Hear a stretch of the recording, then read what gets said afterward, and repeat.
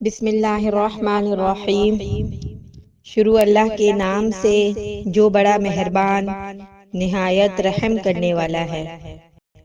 رسول اللہ صلی اللہ علیہ وسلم نے فرمایا، اپنے بھائی کے سامنے تمہارا مسکرانا تمہارے لیے صدقہ ہے، تمہارا بھلائی کا حکم دینا اور برائی سے روکنا بھی صدقہ ہے۔ بھٹک جانے والی جگہ میں کسی آدمی کو تمہارا راستہ دکھانا تمہارے لیے صدقہ ہے۔ نابینا اور کم دیکھنے والے آدمی کو راستہ دکھانا تمہارے لیے صدقہ ہے۔ پتھر، کانٹا اور ہڈی کو راستے سے ہٹانا تمہارے لیے صدقہ ہے۔ اپنے ڈول سے اپنے بھائی کے ڈول میں تمہارا پانی ڈالنا تمہارے لیے صدقہ ہے۔ سنن ترمذی، حدیث نمبر 1956۔